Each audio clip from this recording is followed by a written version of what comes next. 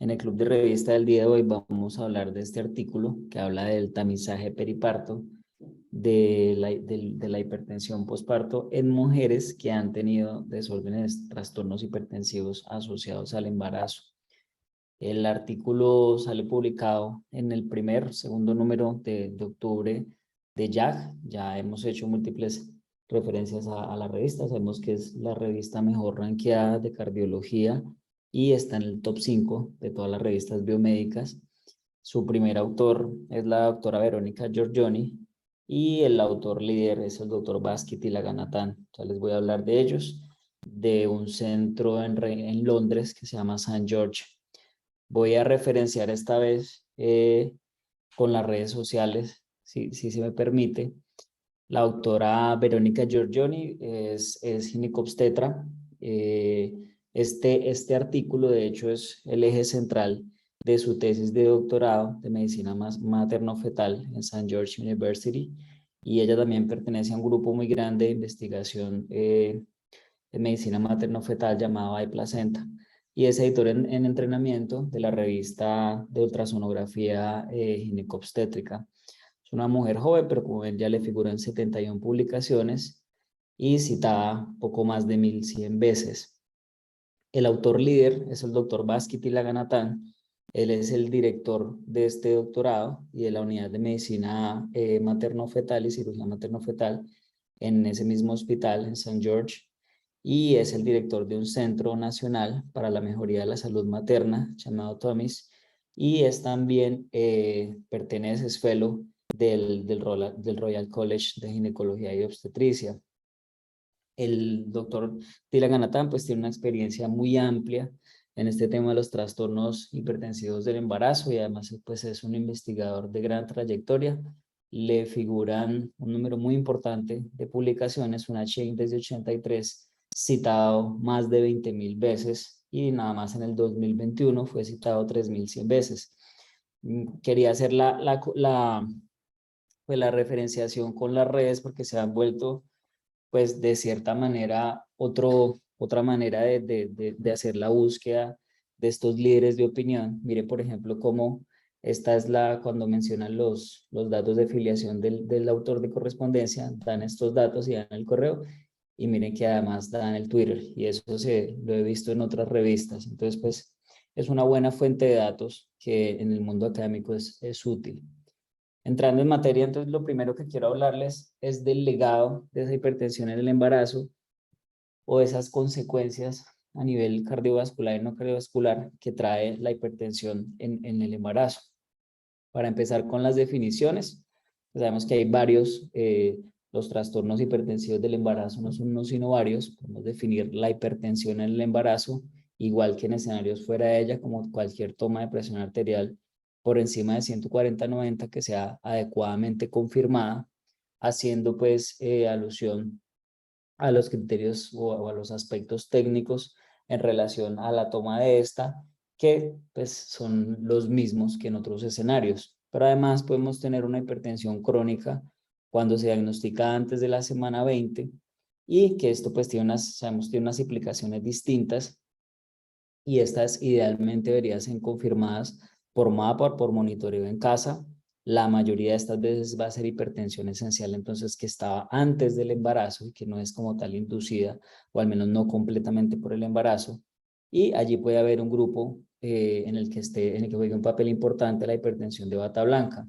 La hipertensión gestacional como tal es la que entonces se diagnostica por encima de la semana 20. Esta podríamos asumir que en su mayoría pues, es una hipertensión que se desarrolla de nuevo en el embarazo, y en este caso no cumpliría criterios de preeclampsia. Y entonces las que cumplen son que tengan esta hipertensión gestacional más una de las siguientes, que es la proteinuria, la afectación renal, muy distinta a la proteinuria hepática, neurológica, hematológica o de la unidad uteroplacentaria. Y finalmente podemos tener un grupo en el que se sobreponen la preeclampsia y la hipertensión crónica, donde teniendo esta, pues después de la semana 20, entonces se desarrollan un trastorno que cumple los criterios diagnósticos de la preeclampsia. Muy importante el impacto de la enfermedad cardiovascular en la morbimortalidad materna. Por ejemplo, la última charla que nos dio el profe Edison, mortalidad y la morbimortalidad cardiovascular es hoy por hoy bien la primera causa, digamos, o lo más problemático en estas mujeres, y esto pues va mucho más allá del embarazo. Y sabemos que en general la mortalidad cardiovascular es el asesino número uno de las mujeres. Entonces eso le da gran importancia a este tema. Miren esta tabla de este paper que de hecho salió en el último número de JAG, cómo han aumentado los diagnósticos de las causas de morbimortalidad materna severa. Esto relacionado con trastornos arrítmicos, con falla cardíaca, con trastornos cardiocerebrovasculares. Y en cuanto a la mortalidad, a pesar de que, miren, pues en relación a todas las intervenciones de los últimos 2 decenios, ha disminuido, pero en los factores que aún se asocian de manera importante a la mortalidad están ciertos grupos étnicos, muy importante para el estudio de hoy, en esta corte, el tipo de aseguramiento que seguramente nos habla pues, de todo el trasfondo socioeconómico de cada paciente. Y miren, como uno muy importante es el desconocimiento de los desórdenes hipertensivos, entre otras causas de enfermedad cardiovascular. Esto sigue siendo causa de las primeras causas de muerte entre las maternas. ¿Qué pasa con esos trastornos hipertensivos asociados al embarazo sobre la base de una serie de condiciones que tienen que ver con comorbilidades cardiovasculares, con factores ligados a la edad, a la raza y a la historia familiar, a condiciones propias de los embarazos, como los embarazos múltiples, la reproducción asistida y la nuliparidad, y factores genéticos, inmunes y biológicos que cada vez se logran caracterizar mejor? Se induce una serie de cambios a múltiples niveles, con unas, entre comillas, maladaptaciones al embarazo, donde sabemos hay una mala implantación del sincitio trofoblasto, con una serie de liberación de unas moléculas que originan una estimulación de las vías RAS, que no son otra cosa que unas vías proinflamatorias, y un imbalance de esta angiogénesis, de tal forma que les decía, se implanta de una manera anómala el sincitio trofoblasto y ahí se da anormalidad vascular. Esto causa un imbalance de todas estas moléculas inflamatorias, y miren el papel tan importante de la edad, porque la senescencia hace que se pierda el equilibrio y nuevamente haya un aumento de los factores proinflamatorios y antiangiogénicos.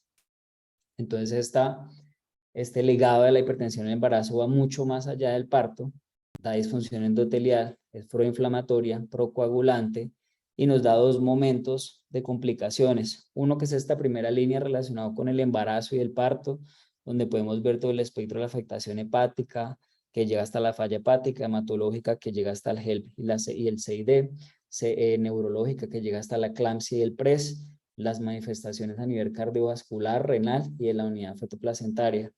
Pero con el paso del tiempo, y esto cada vez se logra caracterizar mejor, vemos que estos pacientes pueden tener, estas pacientes, perdón, a largo plazo, más enfermedad tromboembólica venosa, más stroke y demencia vascular, más enfermedad coronaria, falla cardíaca y arritmias, enfermedad renal crónica, e incluso se ha visto en estudios observacionales que las generaciones subsiguientes, la descendencia de estas mujeres, tiene también un mayor riesgo cardiovascular que las madres que no han tenido trastornos hipertensivos del embarazo.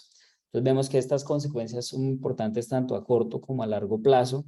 En este seguimiento, por ejemplo, que le hacen a 10 años a mujeres que tuvieron trastornos hipertensivos del embarazo, hablando específicamente de los fenotipos cardíacos en ecocardiografía, muy afín con el estudio que vamos a ver hoy, vemos como las mujeres hipertensas o sea, que 10 años después de esto son hipertensas y que en su embarazo tuvieron trastornos hipertensivos asociados al embarazo, tienen unos septum interventriculares más gruesos, un mayor grosor relativo de pared, un menor influjo mitral como evidencia de disfunción diastólica, tisulares más bajos y un strain más disminuido, e índices de elastancia arterial diferentes que nos hablan de rigidez arterial, esto en comparación con los grupos sin estas características. Hemos encontrado además otras variables. Este es un estudio, pues el interés en esta área es cada vez más creciente. Este es un estudio también republicado de forma muy reciente en el europeo, que es el estudio Concepción, un estudio del sistema de salud francés que examina casi un decenio de los desórdenes hipertensivos del embarazo, con una muestra muy generosa, es una cohorte muy grande de más de 2,5 millones de mujeres primigestantes, con cerca de más de 100,000 mujeres con hipertensión gestacional, y poco más de 50.000 con preeclampsia. Vieron cómo el hazard ratios o el riesgo asociado a largo plazo de que esas mujeres tuvieran hipertensión crónica aumenta entre 6 y hasta 8 veces en las que han tenido hipertensión gestacional y preeclampsia comparadas con las que no, de manera que estos trastornos sí tienen una influencia a largo plazo en la hipertensión crónica y pues obviamente en todo lo que ello implica. Esta es la editorial de la doctora Gulati al respecto y que encontraron ellos como factores asociados estas hipertensiones durante el embarazo, particularmente en relación a la preeclampsia también a la hipertensión gestacional, y sobre todo cuando la preeclampsia es temprana o cuando se acompaña de manifestaciones severas, y esto en relación a la exposición o al tiempo de duración de esas pacientes en preeclampsia durante el embarazo, parece ser en esta muestra tan generosa de mujeres, los factores que con mayor importancia aumentan el riesgo de tener hipertensión permanente, y esto obviamente debe desencadenar una serie de acciones destinadas a una monitoría más rigurosa, ya que podamos identificarlas más temprano para tomar acciones más efectivas. ¿Qué estudios existen de los parámetros psicocardiográficos en el embarazo? Sabemos primero que todo que hay una serie de adaptaciones desde el punto de vista circulatorio que, para no prolongarme, les voy a resumir en el aumento de la volemia de esa unidad fetoplacentaria y la serie de mecanismos tanto hormonales como hemodinámicos destinados a adaptarse a esa nueva volemia, y segundo, la reversibilidad que debe venir después del parto. Vemos como una serie de hormonas con capacidad vasodilatadora disminuyen las resistencias, aumentan la retención hidrosalina con la participación del sistema RAA y generan entonces una expansión plasmática. Esto disminuye la presión arterial. Esta expansión plasmática va a aumentar el volumen latido y el gasto cardíaco, y los elementos formes de la sangre también aumentan, principalmente por una expansión clonal que induce los progestágenos. ¿Qué se ve en los ecocardiogramas de mujeres sanas en el embarazo? Este es un estudio también del doctor Tilaganathan. Estas son mujeres no embarazadas y estos son los 4 puntos del embarazo donde hacen el control ecocardiográfico, y esto es en el posparto a 1 año. Miren cómo, por ejemplo, el volumen latido aumenta hasta lograr un punto máximo al término del embarazo y luego baja a valores muy cercanos a lo de referencia normal. Una cinética similar muestra el gasto cardíaco, y muestran cinéticas opuestas relacionadas con la vasodilatación que les comentaba, las resistencias vasculares. Miren cómo disminuyen hasta el término y aumentan nuevamente en el posparto. Eso vuelvo y les digo, esto es 1 año después en 500 mujeres. Y la masa miocárdica, bien tan importante, aún en mujeres sanas, puede aumentar, miren, en la línea de base de mujeres no embarazadas, de más o menos 90 gramos, estos en valores absolutos, no indexados, hasta más o menos 120 gramos. Es decir, que esa sobrecarga circulatoria del embarazo sí puede hacer ciertos cambios de la geometría que, vuelvo y les digo, en general van a ser reversibles, hasta un 30% de aumento en la masa que luego van a mejorar. También la función diastólica va disminuyendo el influjo mitral como señal de disfunción diastólica y suele mejorar en el posparto. Y cuando se veía de forma más global, digamos que en el peor de los casos, cerca del 25% de las pacientes tenían alguna forma de disfunción diastólica. La inmensa mayoría de estas mejoraban 1 año en el posparto, pero sí hay una serie de cambios, como vemos, tanto de la geometría principalmente como de la función diastólica, que son adaptativas a esta sobrecarga circulatoria del embarazo y, como digo, en la inmensa mayoría de casos mejoran en el posparto.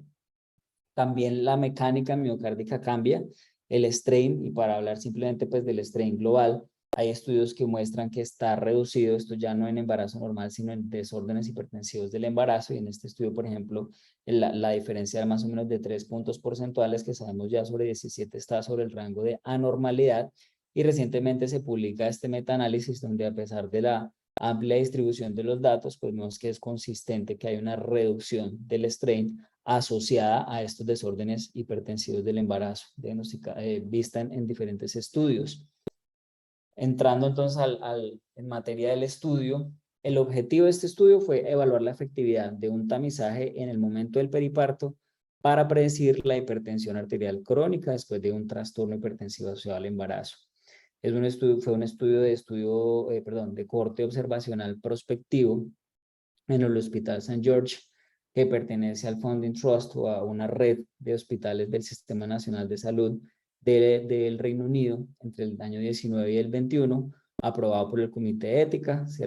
Es unicéntrico en la unidad de medicina materno-fetal de este hospital.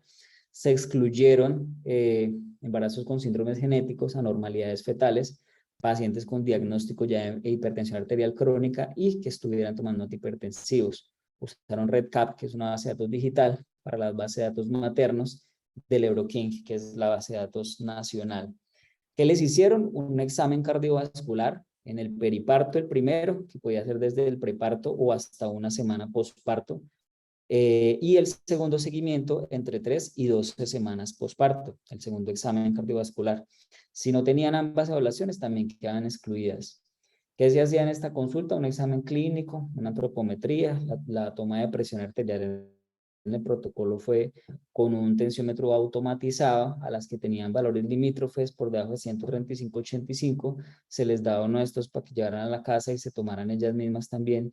Se les hizo entonces el ecocardiograma en decúbito lateral izquierdo, es un General Electric Vivid el que usaron. Se grabaron 2 ciclos, se hicieron imágenes en 2, 3 y 4 cámaras y el protocolo del strain según la Sociedad Americana de Ecocardiografía. En relación al análisis estadístico, ellos hicieron este cálculo de poder. Al inicio son 240 pacientes y dijeron que tenían un 80% de poder si se detectaban 36 pacientes hipertensas sobre 204 normotensas, calculando unas pérdidas de máximo el 20%. ¿Y de dónde sacan estos números? De que más o menos hay 5.000 nacimientos al año en esta zona de Reino Unido, con un 4% de incidencia de trastornos hipertensivos asociados al embarazo, pues eso nos da en efecto como 250. Y una tasa de reclutamiento de 60% a 2.5 años, con una relación de casos y controles de más o menos 5.6, o sea, más o menos 30 para 200. Se hizo un test de Shapiro-Wilk test para la normalidad. Los datos se analizaron con medias y rangos intercuantiles, con test de Student-Whitney, chi cuadrado para las variables categóricas. Se hizo regresión logística binomial, en este caso el univariado, ya les muestro las variables, y luego se hizo también un multivariado. Y luego se hizo una regresión de Cox para ver la relación de esos pacientes que eran hipertensas en el posparto y las distintas variables y los desenlaces, que ya les muestro más adelante. Y luego se hizo unas curvas ROC para ver cómo el rendimiento a manera de sensibilidad y especificidad, para ver la eficacia en detectar entonces este riesgo de hipertensión arterial ya diagnosticada. Ya les voy a mostrar las tablas y estos fueron los softwares utilizados. No lo anoté acá, pero para detectar los puntos de corte en el ecocardiograma, pues con mayor rendimiento diagnóstico utilizaron un modelo que se llama el modelo Juten. En cuanto a los resultados y desenlaces, entonces esta es la tabla 1, o sea, hay unas pérdidas y luego ya saben solo 211 pacientes. Miren que más de la mitad con preeclampsia, más o menos un tercio con partos pretérminos, una asociación importante que está muy bien descrita. Si sumamos todas las complicaciones maternas, entre GELP, eclampsia, renal y otras variadas, más o menos un 40% y más o menos la mitad de estas con requerimiento en estancia de unidades de alta dependencia y unas complicaciones perinatales que tampoco son despreciables. ¿Qué encontraron entonces? En datos clínicos, un tercio de estas pacientes permanecen hipertensas, 33%, en una media de más o menos 120 días del seguimiento. 8.6% de estas atribuibles probablemente a fenómeno de bata blanca, o sea, un poquito menos del 30% al final. Si sumamos estas que permanecieron hipertensas y las que tenían disfunción miocárdica, dado por los hallazgos anormales del ecocardiograma, tendríamos poco más de la mitad de las pacientes con alguna clase de afectación después de esos trastornos hipertensivos del embarazo, el 63%. Y la mitad de las que fueron hipertensas tenían esta disfunción miocárdica, o sea, en el ecocardiograma anormalidades. Los factores, las variables clínicas con mayor asociación fueron la edad, el grupo étnico, la procedencia étnica afrocaribeña, el mayor índice de masa corporal y la presión arterial media. Ayer el profe Edison me Me preguntaba puntos de corte para estas variables, no los encontré ni en las tablas ni en el apéndice suplementario, pero encontré algo que puede servir en ese sentido, que ya les muestro más adelante. Y en el ecocardiograma encontraron la masa, el grosor relativo de pared, el strain y la diástole como variables más importantes, y estas asociaciones fueron significativas tanto en el único como en el análisis multivariado. Y lo que les comentaba de los puntos de corte que ya les voy a mostrar. Entonces esta es la tabla 1 de las hipertensas versus no hipertensas, una edad materna un poco mayor, en promedio unos 3 años, una prevalencia de las mujeres afrocaribeñas también más alta. No hubo una diferencia importante en cuanto al tabaquismo que que se ha mostrado en otros estudios. La presión arterial media tanto en el primer trimestre como la de la evaluación periparto más alta en el grupo de las hipertensas. Miren que incluso las preeclampsias fueron menos, el uso de antihipertensivos, el diagnóstico, la presencia de parto pretérmino, el peso al nacer y la edad gestacional al parto, todas sin diferencias importantes entre los dos grupos. No encontré puntos de corte, pero esto es como la distribución de los datos, es una comparación que hicieron entre las pacientes con y sin seguimiento para ver que no hubiera diferencias significativas en las pacientes que hubo pérdidas, y la edad materna estuvo entre 33, más o menos 5, algo así como entre 30 y 35 en ambos grupos. La presión arterial media, tanto en periparto como en el primer trimestre, cerca a 100, y el índice de masa corporal también como entre 30 y 35, como lo más cercano que encontré en los datos suplementarios a los puntos de corte, por decirlo así, a la distribución de los datos de este estudio.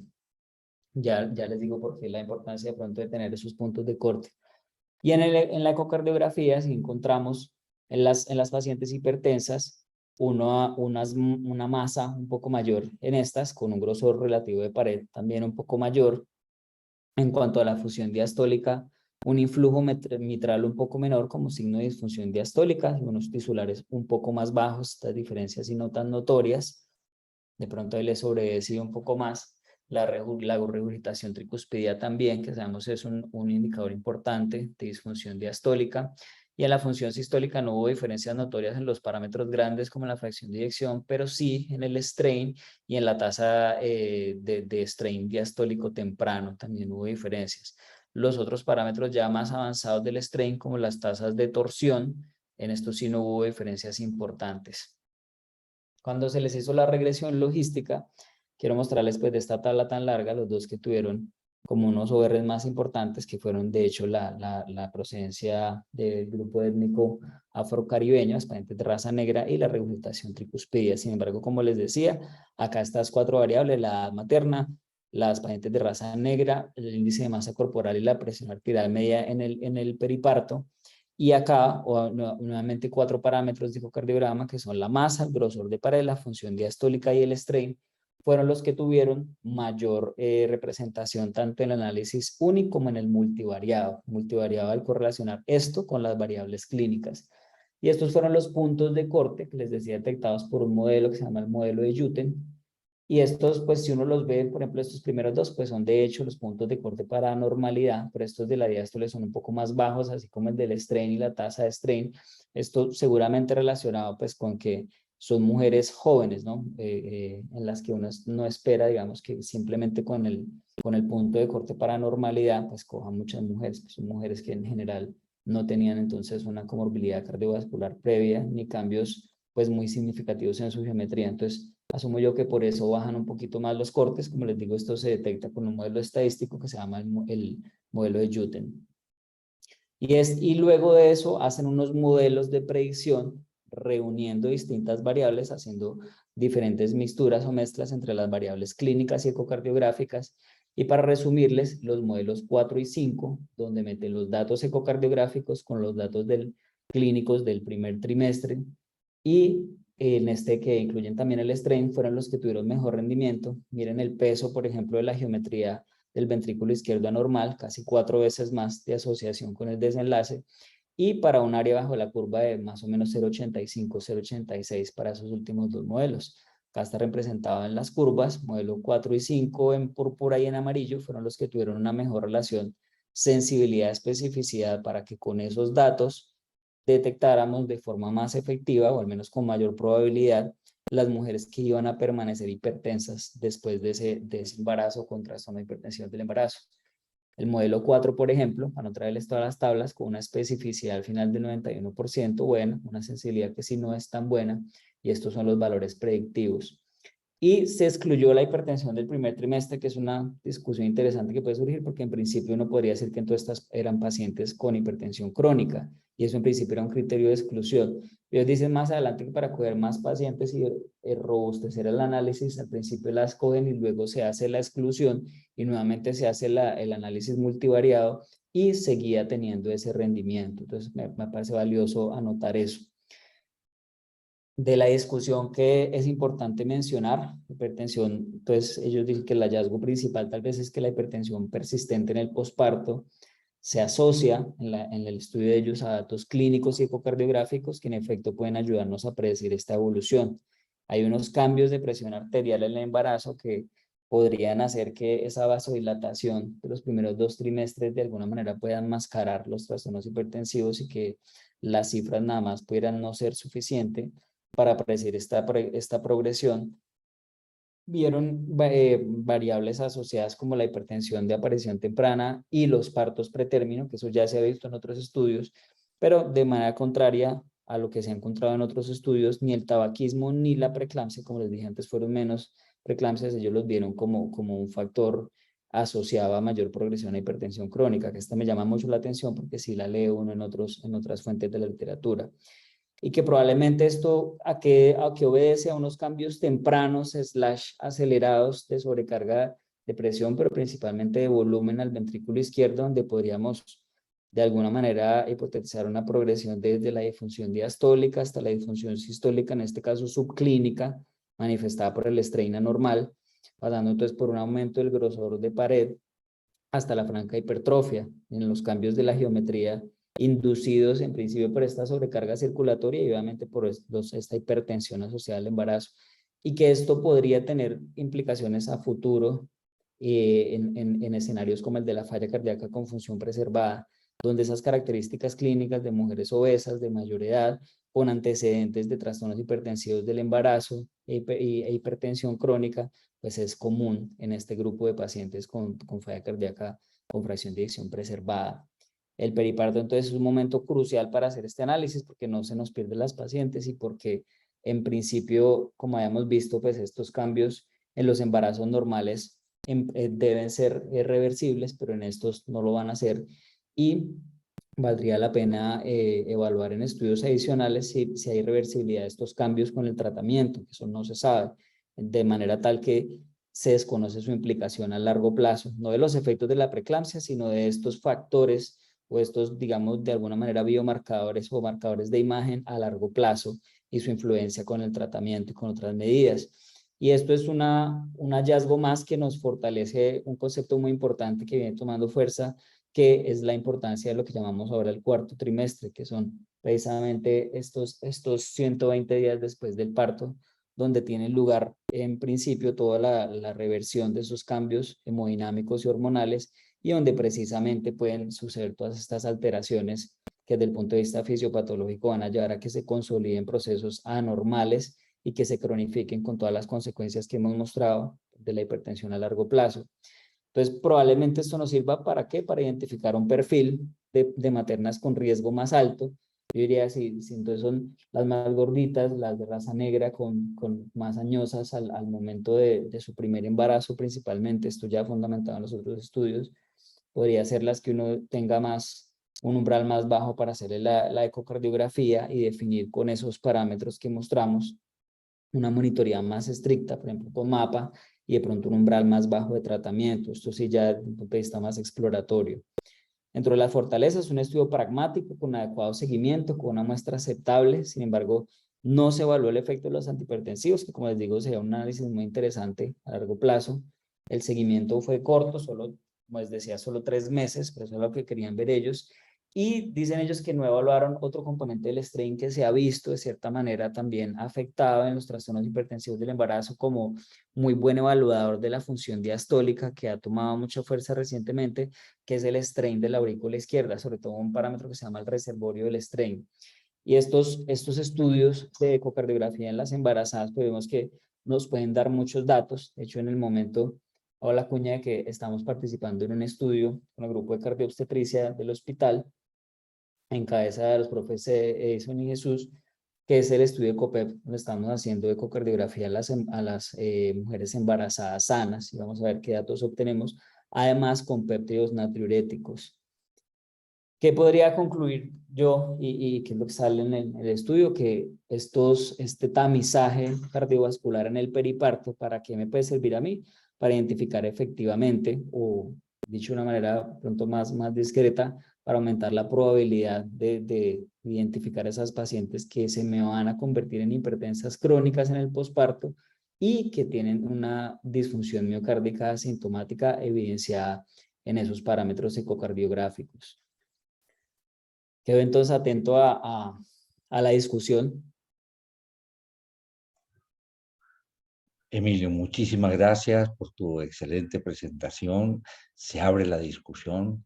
Esta noche tenemos la fortuna de tener con personas con una gran experiencia en la parte de obstetricia, de hipertensión relacionada con el embarazo, hipertensólogos. Este doctor Dagnor Aristizábal nos acompaña muy especialmente esta noche, de manera que adelante las preguntas que pueda resolver Emilio, si no tenemos otros expertos que nos pueden ayudar a darle solución a esas preguntas. Todo lo que tienen que hacer es levantar su mano para que tengamos un orden de palabra y tienen el micrófono asignado a la mayoría de ustedes. Profe, si quiere, empezamos con una pregunta que veo acá en el chat del doctor Richard Leclerc. Pregunta si recomendaría la ecocardiografía en toda paciente embarazada con factores de riesgo de hipertensión inducida por el embarazo y en qué trimestre se recomendaría entonces.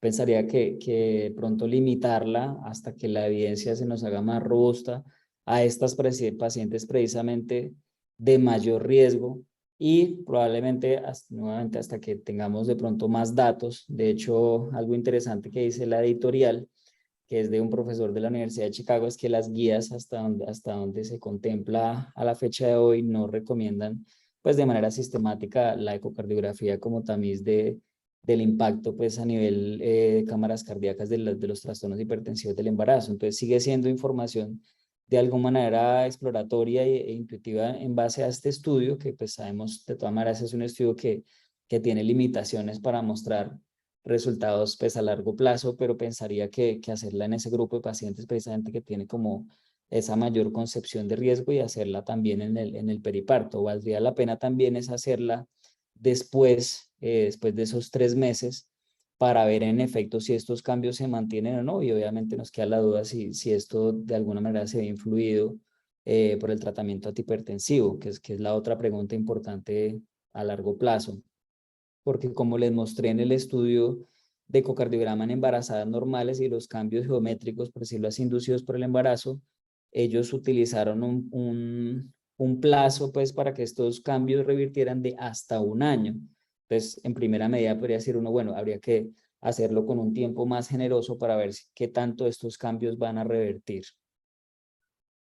Muchas gracias, Emilio. El doctor Leclerc queda satisfecho con la respuesta del doctor Emilio. Si tiene alguna observación, bienvenida. Está el doctor Edison Muñoz. Adelante, Edison. Bueno, muy buenas noches para todos y gracias, Emilio, porque la presentación estuvo excelente. Muy buena esa descripción inicial y la evidencia, pues las publicaciones que nos mostró tan recientes. Yo le tengo una pregunta que de hecho ya más o menos había hablado con él, y es que uno ve que ellos hacen un modelo, pues basado obviamente en los parámetros de las pacientes que desarrollaron hipertensión y las que no, pues las que fueron persistentes más allá de los 120 días.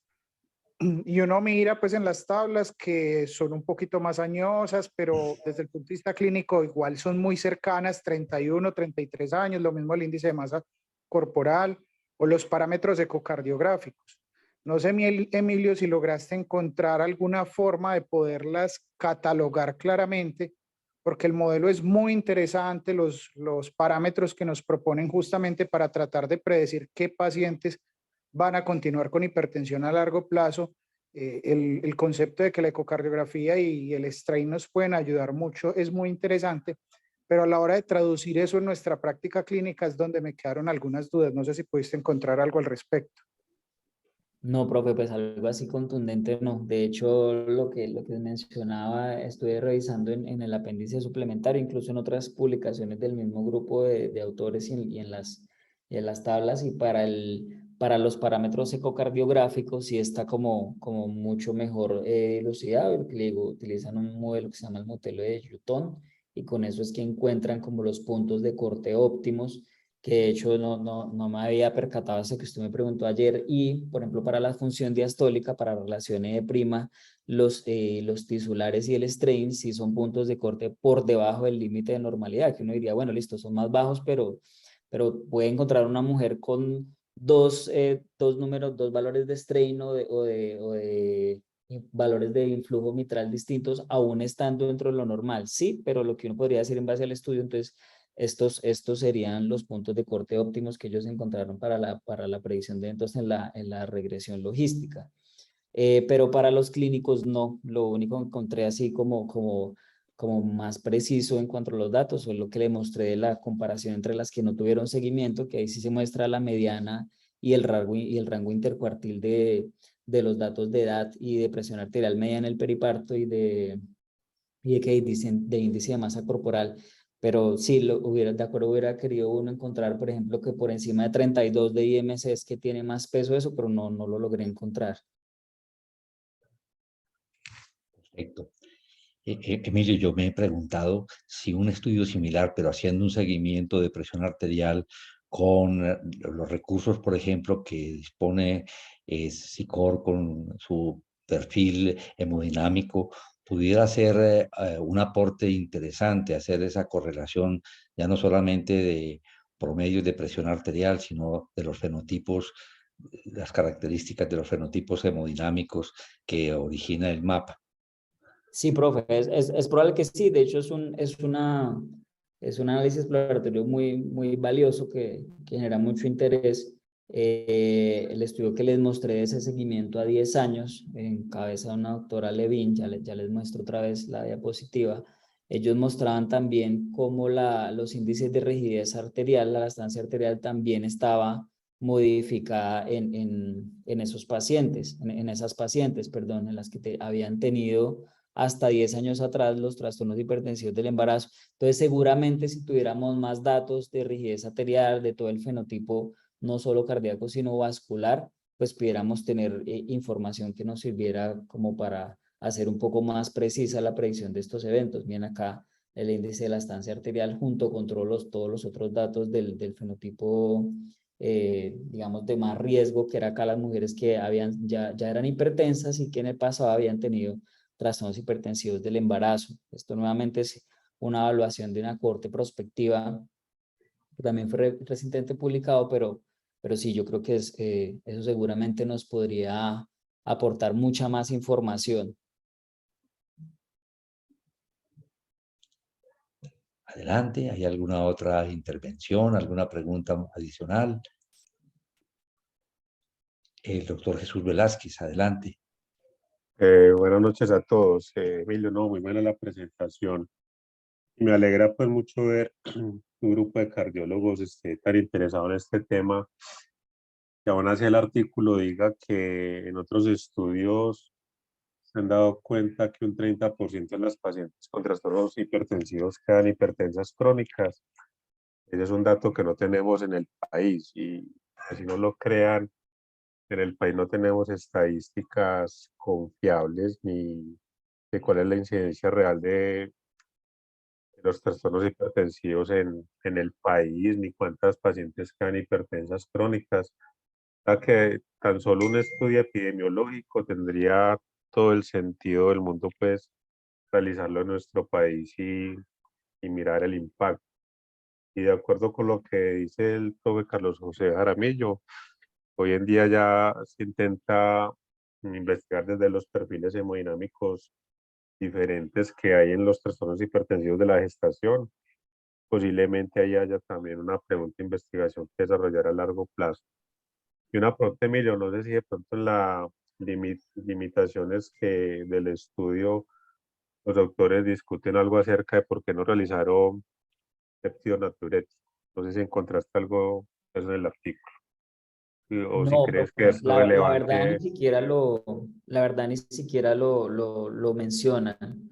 En la revisión que es de la revista de hipertensión, donde está donde mostré como el continuum fisiopatológico desde la mala implantación del sincito trofoblasto hasta las consecuencias cardiovasculares a largo plazo, mencionan ahí el papel que podrían tener ciertos biomarcadores, factores solubles que se han mencionado en otro momento, y el papel que pueden tener, digamos, a largo plazo en fortalecer pues el tamizaje de esas pacientes para la predicción de eventos, que obviamente va de la mano con la disfunción miocárdica que en principio es subclínica, que estos son, como decía el profe Edison, son unas diferencias más bien pequeñas que incluso algunas están por debajo de los puntos de corte de anormalidad. En principio son mujeres jóvenes con un estrés ventricular adaptativo, digamos, de relativamente corto plazo, en la que uno esperaría ver pues, por todo el espectro de la disfunción cardíaca, tanto en imágenes como a nivel bioquímico. Por eso el strain tiene cierta utilidad y vi muchos estudios como recientes en relación al strain porque sabemos que nos ayuda a identificar muy bien como la disfunción sistólica subclínica y en ese sentido pues los biomarcadores también pueden ser muy útiles. Pero no, profe, la verdad es que en este estudio como tal ni siquiera lo mencionan, pues dicen que hacen la selección de los factores clínicos y los de imágenes, que era de pronto como el mayor interés, como decía, es la tesis de doctorado de la autora, que es la primera autora, y ella pues, se ve que tiene como un interés en la parte de imágenes, como decía, es editora de una revista de ultrasonografía obstétrica, entonces me imagino que por eso como la inclinación del estudio a ver la importancia de la imagen. No mencionan más allá de eso el papel que podría tener allí los péptidos, pero claro que lo tiene y lo ve uno en otras fuentes. Muchas gracias, Emilio. El doctor Edison, no sé si ibas a decir algo más, Jesús, algún comentario adicional. No, profe. Muchas gracias. Ok. Yo quería preguntarles a los profes, profe, sí, porque una de las cosas que me llamó la atención, casi la mitad de frecuencia de pacientes con preeclampsia, que es algo que sí había visto pues cuando uno revisa el tema en otras fuentes, que suele asociarse también la preeclampsia a que esas pacientes tengan mayor probabilidad de hipertensión crónica. Obviamente este es un estudio que ellos hacen la explicación de cómo analizaron el poder del estudio, que además me parece muy valiosa porque muchas veces queda uno como con la curiosidad de por qué tan poquitas pacientes. Ellos le dicen a uno, no, tenemos 5.000 nacimientos por año y los trastornos hipertensivos son el 4%, eso nos da más o menos 250 pacientes, entonces en principio con eso podríamos tener un buen número. Pero sí llama la atención que no hayan encontrado prácticamente ninguna relación de la preeclampsia con la progresión a hipertensión crónica. No sé los profes que han visto en la práctica de la clínica cardiobstétrica y pues qué opinan de ese hallazgo. Perfecto. Están en orden de la palabra el doctor Edison Muñoz y el doctor Alejandro Narváez. Adelante, Edison. Gracias, profe. Primero, pues antes de la pregunta de Emilio, que yo quisiera que pronto Jesús, que tiene mucha más experiencia específicamente en el seguimiento de las pacientes con preeclampsia, que también les voy a dar mi opinión, pero en principio yo lo que quería decir es que este estudio, pues más allá de que obviamente nos genera unas hipótesis que hay que refinar mejor y que como los mismos autores dicen hay que validar en otros estudios para ver la trascendencia de estos hallazgos. De todas formas es muy interesante porque si uno mira justamente los valores como la edad o el índice de masa corporal, es un llamado de atención porque cada vez, y es algo que reiterativamente decimos en las presentaciones y dicen los diferentes textos, es que las mujeres están teniendo embarazos más tardíos y con más factores de riesgo cardiovascular. Entonces de ahí que definitivamente para la formación del internista y del cardiólogo, el conocer estas patologías va a ser sin lugar a dudas algo más trascendental porque nos vamos a ver con mayor frecuencia enfrentados a ello, además de todos los factores que Emilio muy bien explicó, que son un factor de riesgo para el desarrollo de enfermedad cardiovascular en la mujer a futuro.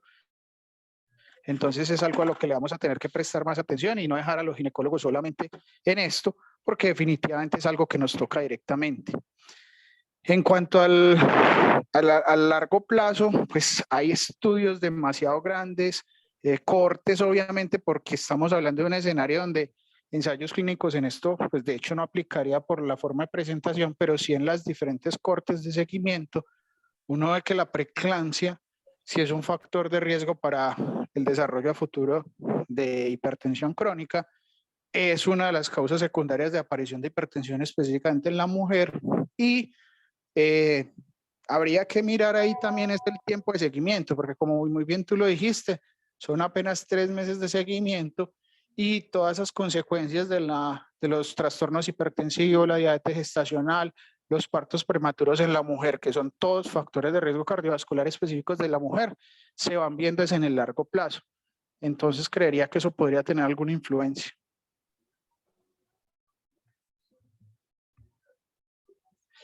Alejandro, adelante.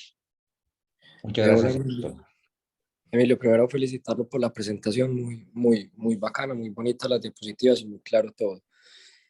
Yo quería preguntarle, porque decías que era un estudio pragmático, pero a mí sí me genera ciertas dudas en el sentido de lo último que dijiste, y es que, ¿qué podemos decir? Que la imagen sirve para predecir con mejor detalle quienes podrían llegar a tener hipertensión a las 12 semanas, pero uno queda con el sinsabor de por qué no habrán cogido un grupo control a las que no se le hacía el ecocardiograma, sino que se les hacía el seguimiento usual y mirar a ver si se obtenían como unas diferencias significativas para hacerlo más pragmático, principalmente a nuestro medio. Lo otro no sé es quiénes habrían hecho las ecografías, que de igual manera el San Vicente, como es un centro líder, pues no creo que los ecocardiografistas tengan problema porque son expertos en las pacientes embarazadas, pero ya a la hora de uno llevarlo a un ecocardiografista que no esté acostumbrado, pues podrían encontrarse diferencias. Y lo otro que le quería preguntar al profe Edison, pues usted Emilio, si de pronto, ¿qué piensa de hacer esto mismo, pero en lugar de hacer un ecocardio, hacer un mapa a la semana 12? Que yo sé que el profe Edison defiende mucho el mapa, no sé cuál sea más barato, si el ecocardio o el mapa, pues porque también es una estrategia. Entonces, que creo que podría estar hasta incluso más disponible a veces. Entonces, no sé qué opinión tengas ahí. Sí, me parece muy valioso porque lo que tú dices, de pronto si se hubieran cogido solo la capacidad predictiva de las variables clínicas o incluso otras, por ejemplo, la que dice el profesor, los péptidos natriuréticos, pues muy interesante ver si eso tendría la misma validez para predecir y es obvio, lo haría mucho más, haría más fuerte la validez externa del estudio, ¿no? Porque decía el profe, con los datos que tenemos hasta ahora suena interesante, de pronto uno en las pacientes de mayor riesgo, otra cosa se atrevería a hacerlo, pero por demás puedes hacer de forma sistemática a embarazadas con ese perfil de ecocardiograma, sigue teniendo un costo muy alto para digamos, para las condiciones de nuestro sistema de salud. Entonces sí hubiera sido muy interesante verlo. Obviamente ellos dicen es pragmático porque en general se acerca mucho a condiciones de vida real, donde simplemente hace el ecocardiograma, pero se limita a seguir, por decirlo así, el desenlace de la historia natural de la enfermedad sin hacer ninguna intervención que necesite aleatorizar o seguir bajo un protocolo más estricto. A eso es que se refieren, pero claro, pues digamos que yo también encuentro muy válido lo que tú dices, si hubiera sido, pues hubiera fortalecido mucho la validez externa del estudio. Yo estoy casi seguro que el mapa vale menos, pero esa pregunta sí se la dejó el profe Edison porque no estoy seguro cuánto vale. Además que, por ejemplo, el eco varía mucho dependiendo del sitio donde se haga. En los hospitales de referencia donde lo hace ecocardiografista, sé que es mucho más costoso que de pronto en centros donde lo hace cardiólogo y que de pronto no son hospitales de referencia, pero claro, también hubiera sido muy valioso. Lo que sí es que uno, ese consenso, las guías están un poquito más desactualizadas, pero ese consenso que les mostré de hipertensión de los americanos, específicamente relacionado con los trastornos hipertensivos del embarazo, sí le recomienda a uno el mapa, sobre todo en el escenario de la hipertensión crónica, y acá habían pacientes a las que le hacían el tamiz desde el primer trimestre, pues, por todas las implicaciones y porque eso ya se saldría un poco de los trastornos hipertensivos del embarazo, digamos, directamente inducidos por el embarazo, la gestacional y la preeclampsia, y de alguna manera la sobreposición entre ambas. Y ese diagnóstico necesitaría estar uno muy seguro que no es una hipertensión de bata blanca u otra cosa de cara a los desenlaces y a las medidas que se van a tomar. No sé, profe Edison, ¿qué opina a ese respecto? Bueno, y además Edison y el doctor Dagnovar Aristizábal creo que tiene muchas cosas para hacernos reflexionar. Que adelante Edison, y le pido el favor a Dagnovar si nos da unas cuantas observaciones. No, de acuerdo en uno, que el mapa es más barato que el ecocardio. Entonces eso, si a costo nos referimos, esa sería la respuesta, pero ahí sí hay una cosa importante, y es que pues yo entiendo que ellos hicieron ecocardiografía fue justamente para tratar de definir otros factores que podrían estar implicados dentro de esa predicción de que el paciente va a ser hipertensión crónica, mientras que el mapa justamente lo que nos sirve es con una ayuda diagnóstica para tratar de definir entonces si la paciente quedó hipertensa o no. De hecho, hay recomendaciones de sociedades que justamente recomiendan un mapa a las 6 a 12 semanas postparto, justamente para definir si las pacientes tienen persistencia o no de la hipertensión, por lo que acaba de mencionar Emilio, tratar de descartar una hipertensión de bata blanca, que miren que, por ejemplo, en este estudio 8% de las pacientes la tenían, no es nada despreciable, y de hecho se correlaciona con los datos que tenemos de las tasas de hipertensión de bata blanca, que pueden ir entre el 8, 12 hasta 15% dependiendo de las series.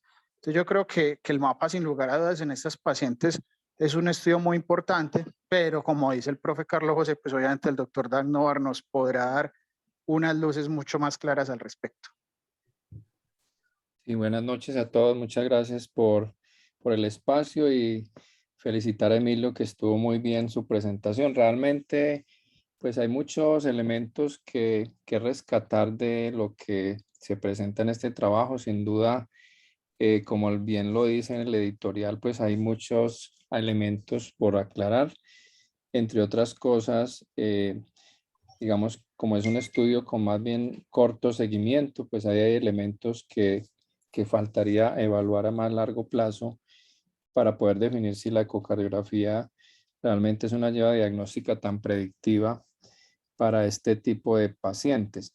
El otro aspecto con relación al mapa que yo creo que es importante, estando de acuerdo en que es una ayuda diagnóstica menos costosa que una ecocardiografía en una mujer gestante, es definir antes de la semana 20, si la paciente está con presión arterial elevada, cuál es el fenotipo. Porque hay varias publicaciones muy interesantes que salen en varias de las revistas nuestras de cardiología y de hipertensión, que muestran cómo el fenotipo volumétrico o por resistencia vascular alta son los dos más comunes y crean diferencias pronósticas no solamente frente a la evolución del embarazo, sino frente a la progresión de la presión arterial postparto.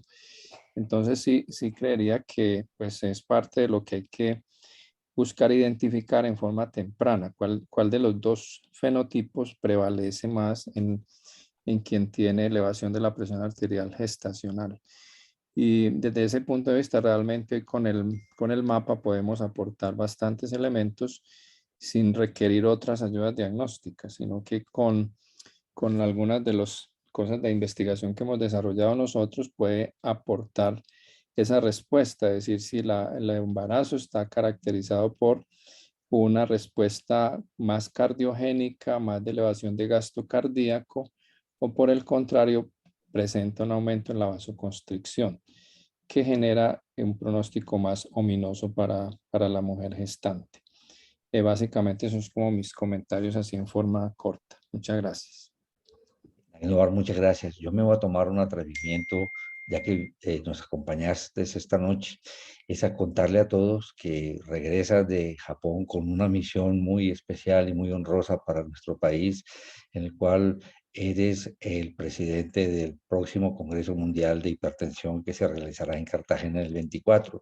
Y sé que vas a estimular a todos nosotros para tratar de llevar estudios a ese congreso y que el país esté muy bien representado en su aporte de investigación. Carlos, muchas gracias por tu comentario. Realmente es un reto y quisiera que particularmente en este capítulo de la hipertensión del embarazo y posparto aportáramos mucho porque falta mucha información y en nuestro país sigue siendo una de las causas desafortunadas de evolución negativa y de complicaciones y mortalidad en la mujer. Entonces, creo que necesitamos aportar mucho más y nuestra región tiene diferencias con otros países desarrollados y otros en vías de desarrollo que creo que necesitamos aclarar más qué pasa en nuestra región donde la frecuencia de este problema es alta. Entonces, sí, aspiro a que haya mucha participación. Indudablemente vamos a tener un espacio para la hipertensión gestacional para que participen pues mis colegas de otras áreas que no sea pues cardiología, medicina interna, sino que toda la ginecología y obstetricia estén presentes. Así que los invito y les reitero la importancia del tema en un congreso de hipertensión como tema central. Muchas gracias, Carlos. Bueno, muchas gracias a ti, Dagnovar. Si hay algún otro comentario, alguna otra intervención, alguna pregunta. Emilio, del doctor Jesús Velázquez. Adelante, Jesús. Profe, no, para terminar, pues, y motivado con este artículo, pero no veo quiénes están de participantes, pero si por casualidad hay un estudiante proactivo, residente proactivo, podemos tomar como manera exploratoria. Con cierta frecuencia pedimos ecocardiografía a pacientes con preeclampsia en el hospital. Y yo sé que hay una base de datos ahí del servicio de ecocardiografía. Podríamos explorar de esas pacientes que les hemos hecho ecocardio con preeclampsia, cuál ha sido el desenlace 1 o 2 años después, solamente a manera exploratoria, a ver si es promisorio replicar este estudio acá en nuestro medio. Pues ahí les dejo la inquietud que quiera como hacerse cargo de esta iniciativa. Buen reto, Jesús. A ver quién lo toma. Bueno, se comunican directamente con el doctor Jesús Velázquez o con el doctor Emilio o con el doctor Edison Muñoz. De manera que, bueno, Emilio, creo que algunas palabras para redondear tu presentación y conclusiones que quieres presentarnos después de esta discusión. Bueno, profe, creo que como hemos mencionado, este estudio, aunque de pronto falta más evidencia para hacer más robustos sus hallazgos, pues sí nos sirve como un punto de partida muy interesante para ver, sobre todo ilustrar la importancia de que los pacientes con desórdenes hipertensivos del embarazo tienen, de hecho, un riesgo de convertirse en hipertensas de forma crónica. Ahí les mostré el estudio Concepción que muestran que hasta 8 veces más riesgo respecto a las que no. Y efectivamente uno tiene que tener el ojo más abierto. Probablemente no por ahora hacerles ecocardiograma a todas. Seguramente uno podría estar tentado a las de mayor perfil de riesgo, pero sí hacer una evaluación muy juiciosa y un seguimiento pues de pronto más estricto en las que tiene esta serie de variables que ya se vienen identificando hace tiempo como de más riesgo. Entonces podría ser simplemente la clínica, el seguimiento y el mapa para empezar. Emilio, felicitaciones, muchas gracias por tu presentación, muchas gracias a todos por acompañarnos en esta noche de fin de octubre, que lo terminen de pasar muy bien, quienes están de pronto acompañando a sus niños a algunas de las visitas en búsqueda de cariño y de dulzura. Una buena noche.